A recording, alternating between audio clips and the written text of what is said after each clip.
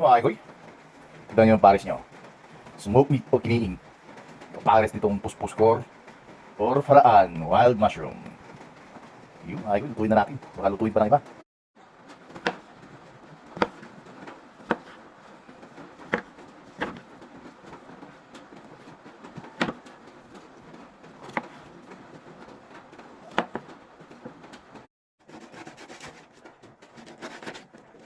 Ayan mga kikoy, salisin natin tong smoke meat, kiniing, inasin.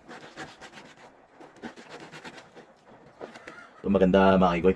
Balansi ang taba tsaka karne. Ha? Ito nyo. Nakakislap eh. Oh, quality men, quality. Ayan mga kikoy, hugasan natin ang mushroom natin or kabuti. Pagkatapos ng pag matapos ng hugasan, pakaluan natin yung unang kulo nito, itatapon po natin mga kaibigan. Pang sigurado kasi may mga batang nakain nito. Yan, hugasan maigi. Hugasan din natin mga kaibigan yung kiniing or smoke meat. Yung iba, hindi nila hinuhugasan para dito matanggal yung usok na kumapit dito sa karne. Pero tayo, hugasan natin, hindi rin natatanggal naman yun.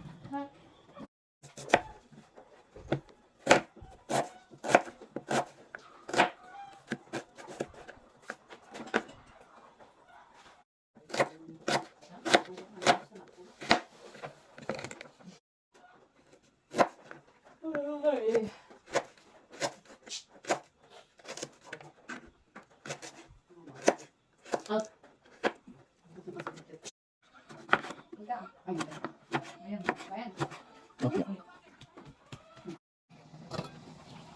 Kulo. Tapon natin ang unang sabaw.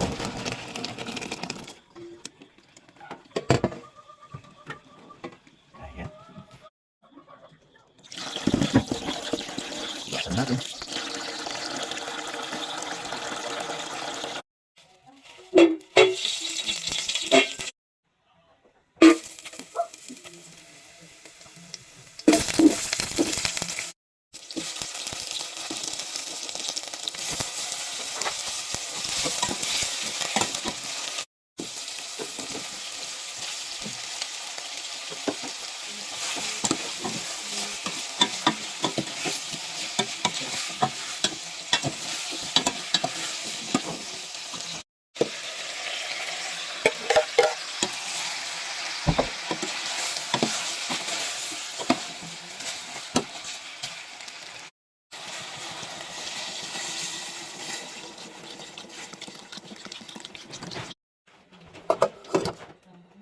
Mga kaigoy, kumukulo na ang kiniing with mushroom.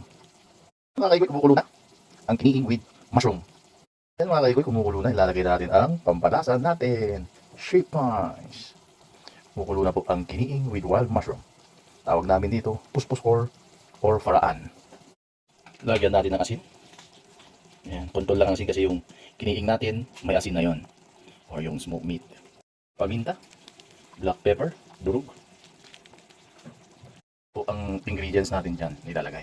Okay na yan. Antayin na lang natin lumambot yung smoked meat or kiniing. Yan po, kiniing. Mushroom. Yaw, champion. Quality men. Yan po mga kaigoy, luto na. Ang kiniing natin or smoked meat. Tsaka yung mushroom. Yan. Tikman natin nga. Wow. Kamatis oh. Sarapin baby.